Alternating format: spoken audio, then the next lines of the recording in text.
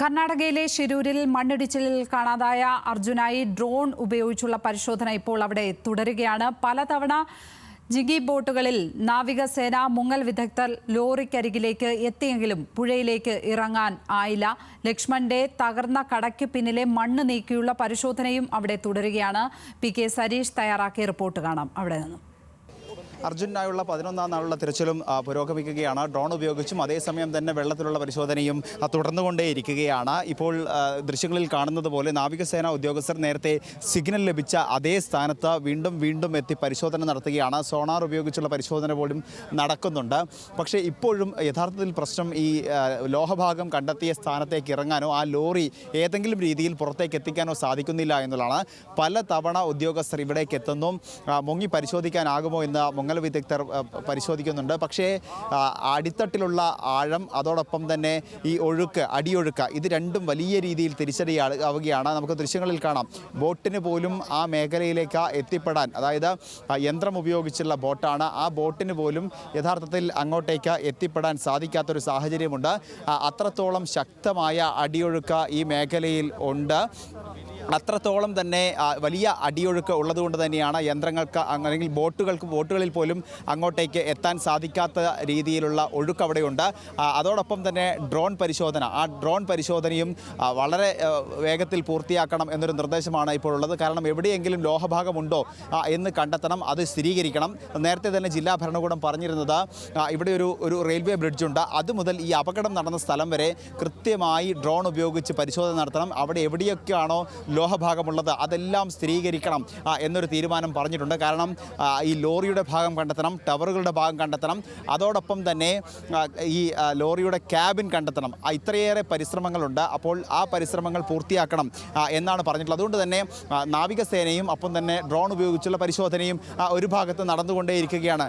മറുഭാഗത്ത് കരയിലിരുന്നു കൊണ്ട് സൈന്യത്തിൻ്റെ നേതൃത്വത്തിൽ ഈ കൃത്യമായി മണ്ണെടുക്കുന്നു. അതായത് ലക്ഷ്മണൻ എന്ന് പറയുന്ന വ്യക്തിയുടെ സ്ഥലം അല്ലെങ്കിൽ കടയുണ്ടായിരുന്ന സ്ഥലത്ത് കൃത്യമായി മണ്ണെടുത്ത് നീക്കി അവിടെ പരിശോധന നടത്തുകയാണ്. ഇന്നലെ നമ്മൾ ദൃശ്യങ്ങളിൽ കണ്ടതാണ്. ഇന്നലെ രാത്രി തന്നെ ഇവിടെ പരിശോധന ആരംഭിച്ചിരുന്നു. 2 ബൂം മെഷീനുകൾ ഉപയോഗിച്ചാണ് അവിടെ ആഴത്തിൽ മണ്ണെടുപ്പ് പൂർത്തിയാക്കുന്നത്. നമ്മൾ ദൃശ്യങ്ങളിൽ ഇന്നലെ തന്നെ കണ്ടതാണ്. അവിടെയുള്ള പാചകത്തിന് ഉപയോഗിക്കുന്ന പാത്രങ്ങൾ ഉൾപ്പെടെ അവിടെ നിന്നും ലഭിക്കുന്നൊരു സാഹചര്യമുണ്ടായിരുന്നു. അപ്പോൾ 4 പേരെ കാണാതായിട്ടുണ്ട് എന്ന് പറയുമ്പോൾ, അല്ലെങ്കിൽ അന്ന് ആ സമയത്ത് SP-യുടെ വാക്കുകൾ ഇങ്ങനെയായിരുന്നു. ആ സമയത്ത് 4 പേർ അവിടെ ചായക്കടയിൽ ചായ കുടിച്ചുകൊണ്ടിരിക്കുകയായിരുന്നു. അതിൽ 3 പേരെ തിരിച്ചറിഞ്ഞിട്ടുണ്ട്. പക്ഷേ 4ാമത്തെ ആൾ ഒരുപക്ഷെ അർജുനായിരിക്കാം എന്നൊരു സംശയമുണ്ട് എന്ന് SP തന്നെ പറയുന്നുണ്ട്. അപ്പോൾ ഈ അർജുനെ കണ്ടെത്താനുള്ളൊരു തിരച്ചിൽ കൂടിയാണ് ഈ ലക്ഷ്മണൻ എന്ന് പറയുന്ന ആളുടെ ചായക്കട കേന്ദ്രീകരിച്ച് നടക്കുന്നത്. ആ ചായക്കട ഉണ്ടായിരുന്ന സ്ഥലം കേന്ദ്രീകരിച്ച് ഇപ്പോൾ നടക്കുന്ന പരിശോധനയും ഒരുപക്ഷെ അതിന് തന്നെയായിരിക്കാം. അതോടൊപ്പം തന്നെ ആ മേഖലയിൽ അല്ലെങ്കിൽ ആ സ്ഥാപനത്തിൽ ജോലി ചെയ്തിരുന്ന ജഗന്നാഥ ജട്ടി നൈക്ക് എന്ന വ്യക്തിയെയും കാണാനില്ല. അപ്പോൾ അദ്ദേഹത്തെ കൂടി കണ്ടെത്തേണ്ടതുണ്ട്. അതുകൊണ്ട് തന്നെയാണ് ഒരുപക്ഷെ അവിടെ കേന്ദ്രീകരിച്ച് തന്നെ പരിശോധന നടത്തിയാൽ ഈ വ്യക്തികളെ കണ്ടെത്താനാകും, അല്ലെങ്കിൽ അവരെക്കുറിച്ച് എന്തെങ്കിലും വിവരം അല്ലെങ്കിൽ വിവരം ലഭിക്കും എന്ന പ്രതീക്ഷയിൽ തന്നെയാണ് അവിടെ ഈ പരിശോധന പുരോഗമിക്കുന്നത്. തീർച്ചയായും അവിടെ കൂടുതൽ കേന്ദ്രീകരിക്കണം. കാരണം നിലവിൽ ഈ നാവികസേനയ്ക്ക് മാത്രമേ പുഴയിലിറങ്ങിയുള്ള പരിശോധന നടത്താനാവൂ. അപ്പോൾ ആ നാവികസേനയ്ക്ക് പുഴയിലിറങ്ങി പരിശോധന നടത്തണമെങ്കിൽ ഏതെങ്കിലും രീതിയിൽ ഇതിൻ്റെ അടിയൊഴുക്ക് കുറയണം. ഈ വെള്ളത്തിൻ്റെ അംശം അളവ് ഓരോ ദിവസവും കൂടി വരികയാണ്. അപ്പോൾ അതൊരു വലിയ പ്രതിസന്ധിയായി തുടരുന്നുണ്ട്. ഇപ്പോൾ നമുക്ക് കാണാം, വെള്ളത്തിൽ ആ ബോട്ടുകൾക്ക് നിൽക്കാൻ പോലും സാധിക്കാത്ത രീതിയിൽ അടിയൊഴുക്കുണ്ട്. പരമാവധി മോട്ടോർ ഉപയോഗിച്ച് ശ്രമിച്ചുമാണ് അവർ ഈ പുഴയ്ക്ക് നടുഭാഗത്തുള്ള മൺകൂനയ്ക്ക് സമീപത്തേക്ക് എത്തുന്നത്. പക്ഷേ അപ്പോഴും കൂടുതൽ സമയം അവിടെ നിൽക്കാൻ പോലും അവർക്ക് സാധിക്കുന്നില്ല. സ്റ്റഡിയായി നിൽക്കാനുള്ള സാധ്യത പ്രശ്നമാണ്.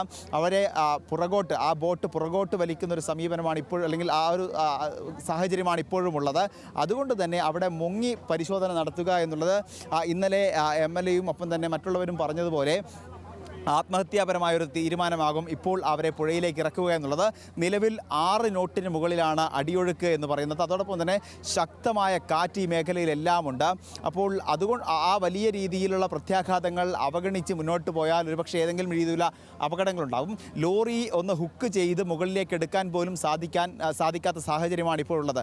അപ്പോൾ ഇനി തിരയേണ്ടത് ഏതെങ്കിലും രീതിയിൽ മനുഷ്യ സാന്നിധ്യം ഈ പുഴയിലുണ്ടോ എന്നുള്ളതാണ്. ഇന്നലെ തന്നെ ഈ വാഹനത്തിൽ ഈ അർജുൻ ഉണ്ടാവാനുള്ള സാധ്യത ജില്ലാ ഭരണകൂടവും ഒപ്പം സൈനിക അല്ലെങ്കിൽ ദൗത്യ സംഘവും നിരസിച്ചിട്ടുണ്ട്. അപ്പോൾ ഈ വാഹനത്തിന് പുറത്തായിരിക്കാം അർജുൻ ഉണ്ടാവുക എന്ന രീതിയിലുള്ളൊരു നിഗമനത്തിലേക്ക് തന്നെയാണ് അവർ എത്തുന്നത്. അതുകൊണ്ട് തന്നെ കൂടുതൽ പരിശോധനകൾ ഈ ഭാഗം കേന്ദ്രീകരിച്ച് നടത്തണം എന്നുകൂടി അവർ ആവശ്യപ്പെട്ടിട്ടുണ്ട്. അതിൻ്റെ ഭാഗമായി തന്നെയാണ് ഈ ലക്ഷ്മണൻ്റെ കട കേന്ദ്രീകരിച്ച് പരിശോധന നടത്തുന്നത്. അതോടൊപ്പം തന്നെ വരും മണിക്കൂറുകളിലും ഈ മൺതിട്ട രൂപപ്പെട്ട, അതായത് പുഴയുടെ നടുഭാഗത്ത് മൺതിട്ട രൂപപ്പെട്ടിട്ടുണ്ട്. ആ മേഖലയിലും കരയിൽ നിന്ന് 50 മീറ്റർ അകലെ നേരത്തെ ലോറി കണ്ടെത്തിയ, ആദ്യം 20 മീറ്റർ അകലെയായിരുന്നു സോണാർ ഉപയോഗിച്ച് നടത്തിയ പരിശോധനയിൽ കണ്ടെത്തിയത്. പക്ഷേ പിന്നീട് തൊട്ടടുത്ത ദിവസം ഇന്നലെ ഡ്രോൺ ഉപയോഗിച്ച് നടത്തിയ പരിശോധനയിൽ അത് 50 മീറ്റർ അകലെ 15 അടി താഴെ എന്ന രീതിയിലേക്ക് മാറി. അപ്പോൾ ഓരോ ദിവസം കഴിയും തോറും ഈ കുത്തിയൊലിപ്പ് അല്ലെങ്കിൽ അടിയൊഴുക്കുള്ളത് കൊണ്ട് തന്നെ ലോറിയുടെ സ്ഥാനം മാറിക്കൊണ്ടേയിരിക്കുകയാണ്. അതോടൊപ്പം തന്നെ ഈ ക്യാബിൻ ഇതിനോടൊപ്പം തന്നെ ഉണ്ടോ എന്ന കാര്യത്തിൽ ഒരു സ്ഥിരീകരണവും ഇതുവരെ ഉണ്ടായിട്ടില്ല. ഈ ക്യാബിനിൽ അദ്ദേഹം ഇല്ല എന്നുള്ള കാര്യത്തിലേക്ക് ഏതാണ്ട് ഉറപ്പിക്കുകയും ചെയ്യുന്നു. പക്ഷേ അതിൽ ഔദ്യോഗികമായൊരു സ്ഥിരീകരണം വന്നിട്ടില്ല. എന്തായാലും നാവികസേന വീണ്ടും ശ്രമിച്ചുകൊണ്ടേയിരിക്കുകയാണ് ഏതെങ്കിലും തരത്തിൽ അവിടെ നിന്നും ലോറി പുറത്തേക്ക് എടുക്കാനാകുമോ എന്നുള്ളത്. പക്ഷേ ഇതുവരെ ആ കാര്യത്തിൽ ഒരു പുരോഗതിയും വന്നിട്ടില്ല എന്നുള്ളതാണ്. ഡ്രോൺ പറത്തിയുള്ള പരിശോധന വീണ്ടും നടത്തിക്കൊണ്ടിരിക്കുന്നു. ഏതെങ്കിലും രീതിയിൽ മറ്റ് മേഖലയിൽ, കാരണം 2 ക്യാബിനുകൾ കണ്ടെത്തേണ്ടത്, ഒന്ന് ടാങ്കർ ലോറിയുടെ ക്യാബിനാണ്, മറ്റൊന്ന് ഈ അർജുൻ സഞ്ചരിച്ച വാഹനത്തിൻ്റെ ക്യാബിനാണ്. അങ്ങനെ 2 ക്യാബിനുകൾ കണ്ടെത്തണം. ആ 2 ക്യാബിനുകളിൽ ഒന്ന് ഈ മണ്ണ് ഇടിഞ്ഞ ഭാഗത്ത്, അതായത് മണൽത്തിട്ട രൂപപ്പെട്ട ഭാഗത്തുണ്ട് എന്നുള്ളതാണ് സ്ഥിരീകരണം. അതുകൊണ്ട് തന്നെയാണ് ആ മേഖല കേന്ദ്രീകരിച്ച് കൂടുതൽ പരിശോധന നടത്തുന്നത്. പക്ഷേ ഇതുവരെ ഒരു സ്ഥിരീകരണത്തിലേക്ക് പോകാൻ സാധിച്ചിട്ടില്ല. 2 രീതിയിലുള്ള പരിശോധനയും ഒരേ സമയം നടത്തിക്കൊണ്ടിരിക്കുന്നു. ഏറ്റവും നിർണായകമായ പരിശോധന നടക്കുന്നത് ഈ മേഖല കേന്ദ്രീകരിച്ചാണ്. അതായത് നമുക്ക് ദൃശ്യങ്ങളിൽ കാണുന്നത് പോലെ ഇവിടെ തന്നെ ലക്ഷ്മണൻ്റെ കടയിൽ അർജുൻ വന്നിട്ടുണ്ട്. അപകടം നടക്കുന്ന സമയത്ത് ലക്ഷ്മണൻ്റെ കടയിൽ അർജുൻ വന്നിട്ടുണ്ട് എന്നൊരു സ്ഥിരീകരണത്തിലേക്ക് പോവുകയാണ് പോലീസും ജില്ലാ ഭരണകൂടവും. അതുകൊണ്ട് ആ മേഖല കേന്ദ്രീകരിച്ച് കൂടുതൽ പരിശോധന നടത്തിയാൽ ഒരു പക്ഷേ അർജുനെ കണ്ടെത്താനാകും എന്ന് ഉള്ളതുകൊണ്ട് തന്നെയാണ് അത്തരത്തിലുള്ളൊരു പരിശോധന അവിടെ നടക്കുകയും ചെയ്യുന്നത്. എന്തായാലും 11 ദിവസം പൂർത്തിയാക്കുകയാണ് ഈ പരിശോധന. അപകടം നടന്ന 11ാം ദിവസവും യഥാർത്ഥത്തിൽ അർജുനെ കണ്ടെത്താൻ സാധിച്ചിട്ടില്ല. വരും ദിവസങ്ങളിലും കൂടുതൽ ശക്തമായ പരിശോധന നടത്തും എന്നുള്ളതാണ് ജില്ലാ ഭരണകൂടം അറിയിക്കുന്നത്. അർജുനെ കണ്ടെത്തുന്നത് വരെ പരിശോധന നടത്തും. പക്ഷേ ഇപ്പോഴും ഈ അടിയൊഴുക്ക് തന്നെയാണ്, കാലാവസ്ഥ തന്നെയാണ് വലിയ രീതിയിൽ പ്രത്യാഘാതമായി മാറുന്നത്. ഗംഗാവാലി പുഴയിലെ അടിയൊഴുക്ക് തന്നെ വലിയ പ്രശ്നമായി ഇന്നും തുടരുകയാണ്. അർജുനെ കണ്ടെത്താനുള്ള ഒരു ശ്രമങ്ങളും ഈ 11ാം ദിവസത്തിൽ ഇതുവരെയും ഫലം കണ്ടിട്ടില്ല എന്നുള്ള കാര്യമാണ് അവിടെ നിന്നും പി കെ സരീഷ് റിപ്പോർട്ട് ചെയ്യുന്നത്. മറ്റൊരു കാര്യം സരീഷ് ആ റിപ്പോർട്ടിൽ പ്രധാനമായും ചൂണ്ടിക്കാട്ടിയത്, കർണാടക അധികൃതർ പ്രധാനമായും ഒരു കാര്യം പറയുന്നുണ്ട്, ക്യാബിനകത്ത് അർജുൻ ഇല്ല എന്നുള്ള കാര്യം അവർ പറയുന്നുണ്ട്. പക്ഷേ അക്കാര്യം അവർ ഔദ്യോഗികമായി സ്ഥിരീകരിച്ചിട്ടില്ല. ഏതായാലും ഇന്ന് വൈകിട്ട് അവലോകന യോഗം നടക്കുന്നുണ്ട്. വളരെ നിർണായകമായിരിക്കും ആ അവലോകന യോഗം എന്നാണ് കരുതുന്നത്. മന്ത്രി മുഹമ്മദ് റിയാസ് അടക്കമുള്ളവർ ആ യോഗത്തിൽ പങ്കെടുക്കുകയും ചെയ്യും.